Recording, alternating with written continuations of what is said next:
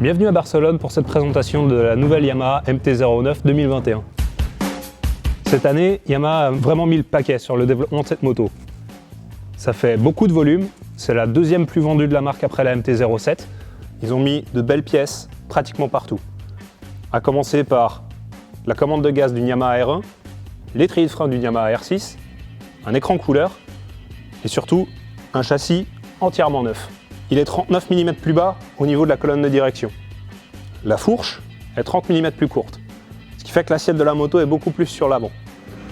Ça fait qu'on a une emprise beaucoup plus directe sur la direction. Mais au final, là je trouve que l'avant est trop réactif. Il est trop vif. À peine on touche le guidon, la roue tourne tout de suite. Et on perd en fait en stabilité à cause de ça. En plus, on se retrouve avec une nouvelle technologie pour les jantes, une technologie brevetée Yamaha, qui sont en fait des jantes forgées en rotation. Ça permet de gagner 700 grammes de poids par jante. Et chaque gramme gagné dans des masses nylon suspendues, c'est forcément plus d'agilité et un comportement encore plus facile. Les jantes forgées à ce prix-là, c'est du jamais vu. Sur l'ensemble de la moto, Yamaha a gagné près de 4 kg. Le moteur est plus léger, mais aussi plus puissant. Enfin, l'échappement. Lui aussi est entièrement nouveau. Et là-dessus, ils y ont travaillé comme sur un instrument de musique. Ils ont accordé les harmoniques pour en faire le son le plus agréable possible. En option, il existe toujours le silencieux Akrapovic. À l'extérieur, il n'est pas plus fort, mais il est quand même plus doux pour les oreilles une fois qu'on est sur la moto.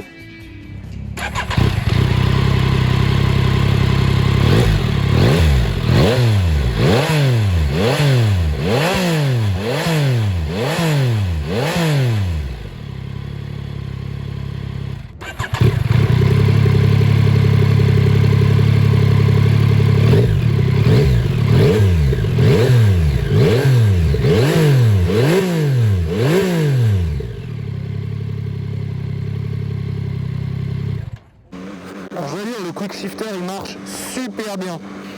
Ils nous ont indiqué qu'il est actif à partir de 2200 tours minute et 20 km/h. Il y a même là au tableau de bord une petite flèche à côté du rapport engagé qui indique s'il est prêt à fonctionner en montée ou en descente.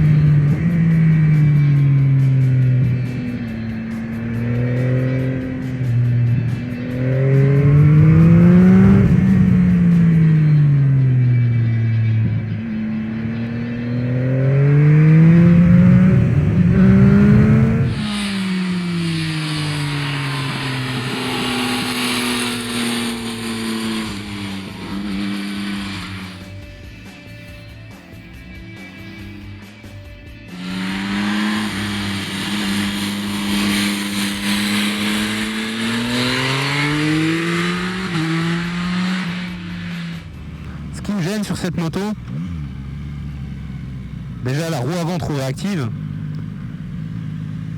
mais surtout j'ai de la peine avec la selle.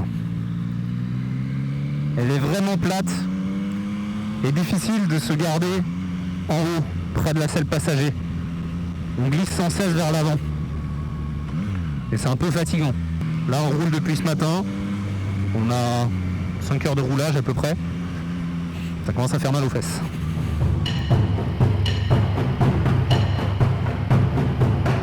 Je pense avoir fait le tour.